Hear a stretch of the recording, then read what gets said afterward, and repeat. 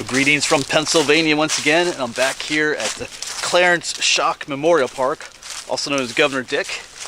And we were just here recently hiking a section of the Horseshoe Trail. I'm actually on that section again. I'm not here for the Horseshoe Trail.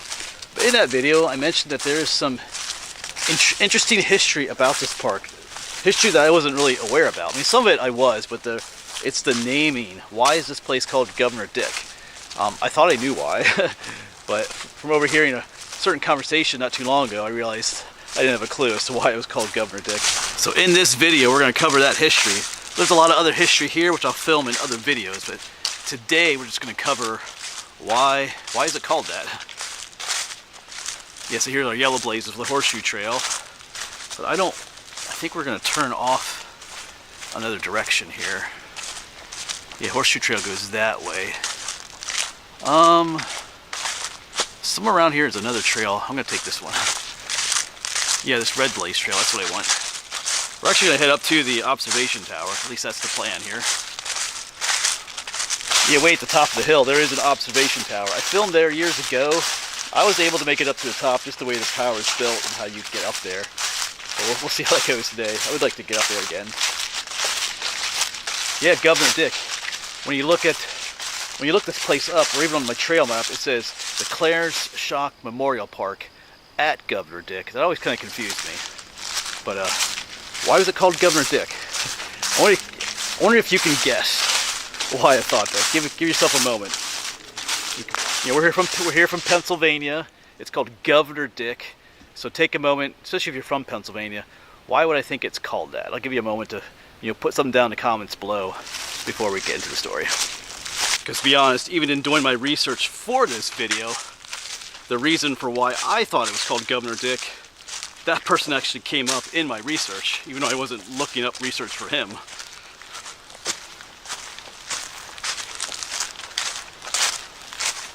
Yeah, this red blaze trail should take us to the top of the hill fairly quickly.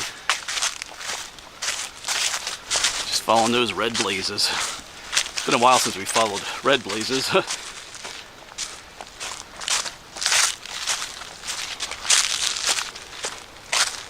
Alright, so now that you've had a little bit of time to guess, if you guessed that I thought it was named after Governor Dick Thornburgh, you are correct. He would have been, I was born in 76. Look, he was governor from 78 to 86. He served 2 terms. And kind of, from what I read, he's a pretty popular president.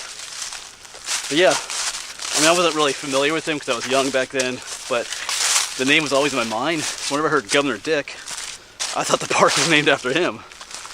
Turns out it's not. It has absolutely nothing to do with him. So why is it named Governor Dick?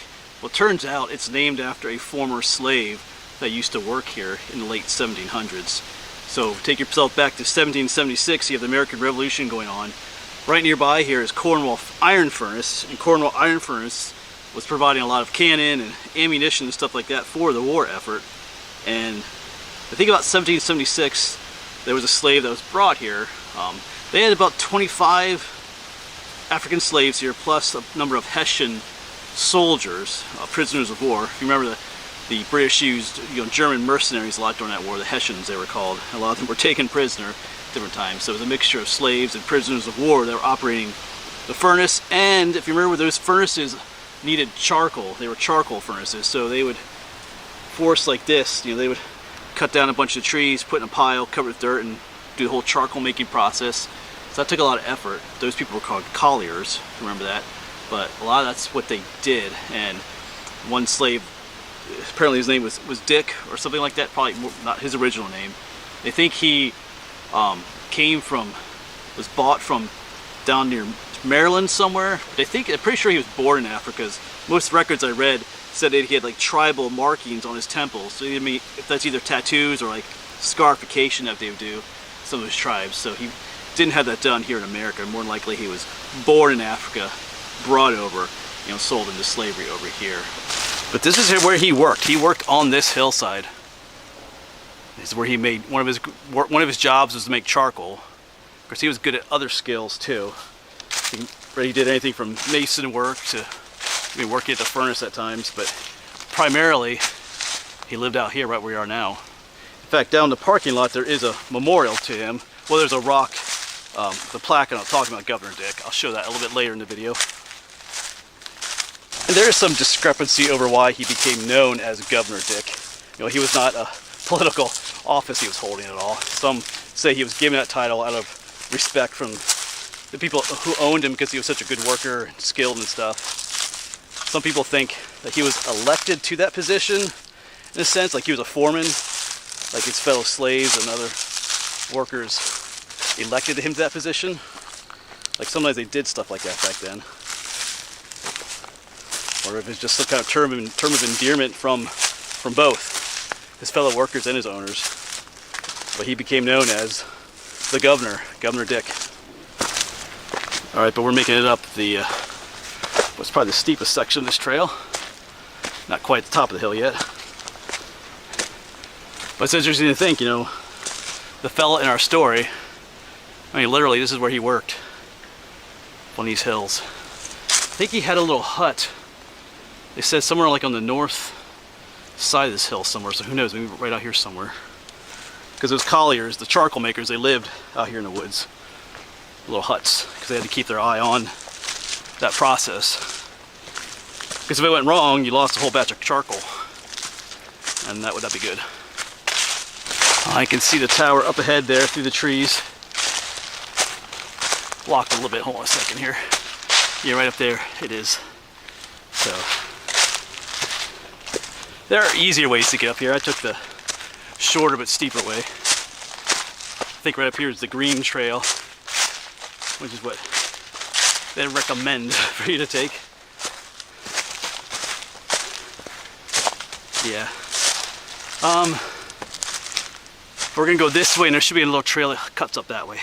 All right, so I'm gonna take a breather here, but let me show you the clip I took earlier down at the parking lot where the stone monument and plaque is, and I'll read the part that talks about Governor Dick right there. So right here is the monument right off of Pinch Road. Of course, I parked Naomi right there.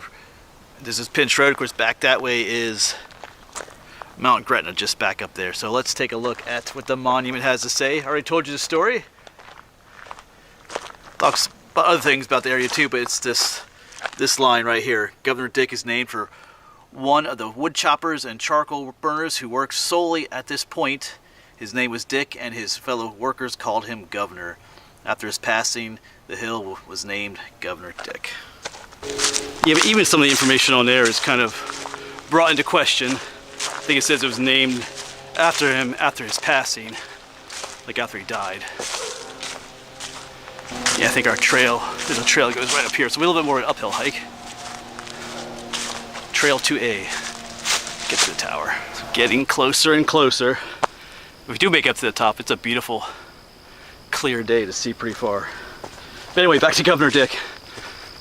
So most sources that I read about said that he escaped his situation here in 1796, April of 1796, and was never heard or seen from again. He just kind of dropped off documented history. So the idea was, I mean, I guess in a way it was, we don't know when he passed, when he died, but at some point it was named after him. It kind of, because this is where he lived and worked for a good part of his life. That's why it got the name. Governor Dick Hill, it's often called. Yeah, but there she be. Huh. We should be able to make it to the top again. So a little bit later in this video, probably after I climb the tower, I do want to talk about some misconceptions about slavery here in Pennsylvania. I know I've mentioned them before in some previous videos. Years ago I found like an old slave cemetery near Harrisburg that had me second guessing some things that I was taught, and it's quite interesting. You know, slaves here in Pennsylvania, like in 1796, I forgot to mention, like there was a reward offered for him too, like a $20 reward for his capture. So, because Pennsylvania is often known as one of the first states to abolish cemetery and so on and so on. Not abolish cemetery, but abolish slavery. I was talking about cemetery earlier. And there's truth to that, but there's things they're not telling you as well. But we'll get to that later. Maybe on the way back, if I remember. But let's tackle the tower first.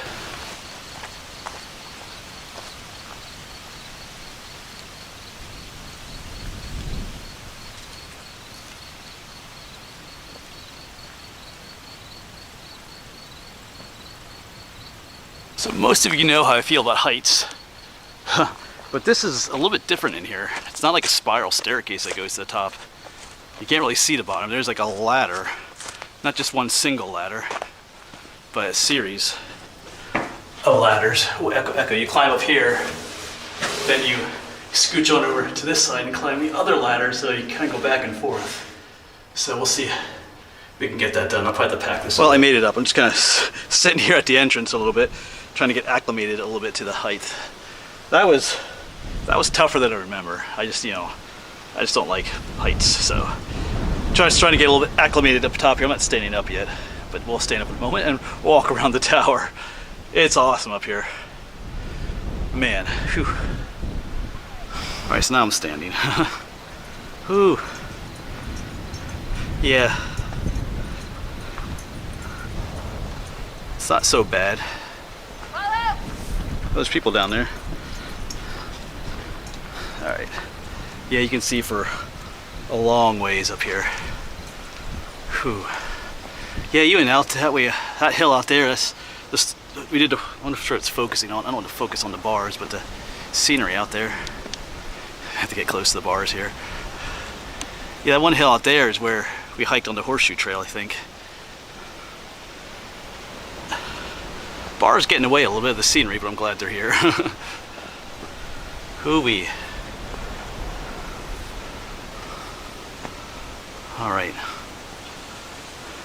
Quite the view.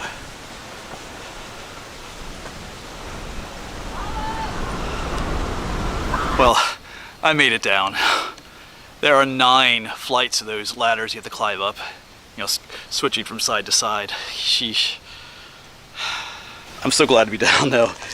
It's about right I remembered from last time. Although I thought there were only like 7 flights of those steps or stairs, but there's 9 of them. My throat's all dry and everything.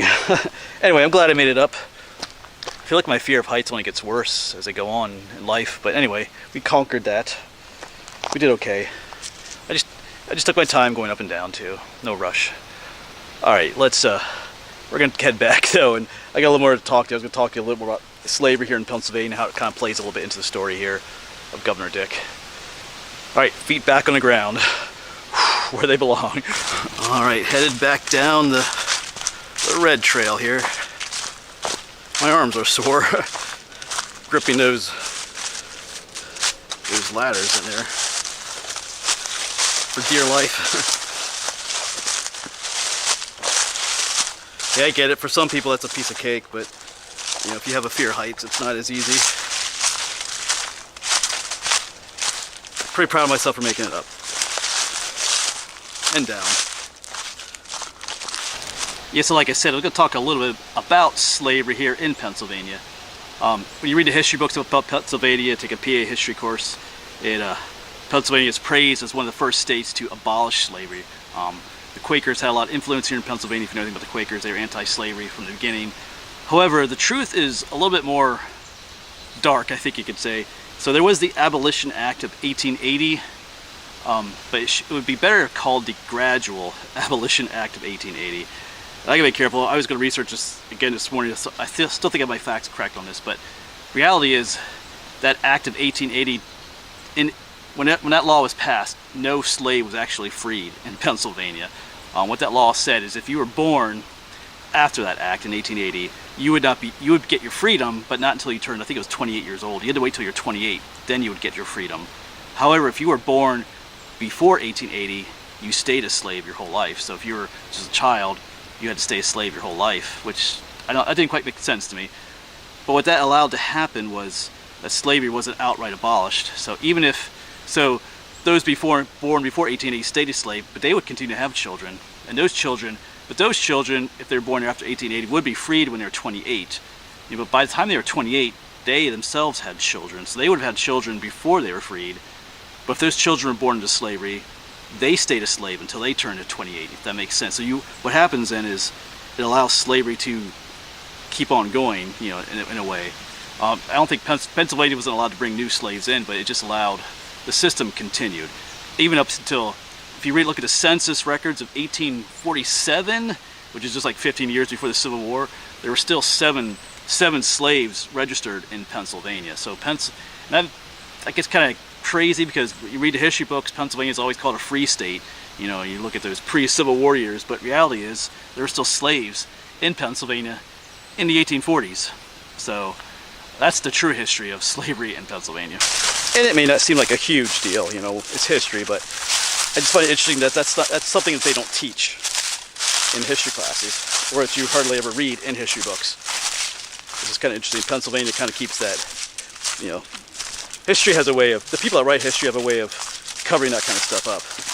So, like, oops, it's a trip on rock. I remember reading about Pennsylvania, you know, being proud of, you know, we were taught to be proud of the fact that we were one of the first states to abolish slavery, when in reality, that's, like I said, that's not quite that true. We did eventually, but in a very long, gradual process. You know, like I said, just prior to the Civil War, you know, 15 years prior to the Civil War, there were still slaves in Pennsylvania. And we would be called a free state and stuff like that. It doesn't really seem to make sense. But anyway, that's just kind of playing our story. Like I said, he was brought here in about this area in 1776. Let me switch hands here. There's a 1780 census record of him being about 50 years old in 1780, right about the time of the Abolition Act. And he escaped in 1796. So he was a slave here in this area till 1796. You know, that's 16 years after that Abolition Act, because it didn't apply to him. He was a slave prior to 1780, so he was not freed because of that act. Like I said, he did make his escape then.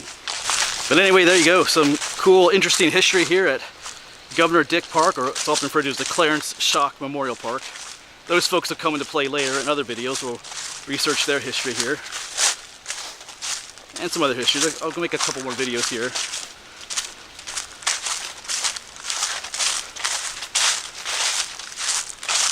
But anyway, I'm glad I learned about this history here. Like I said, I thought Governor Dick meant the Governor Dick, Governor of Pennsylvania, but no, completely different person.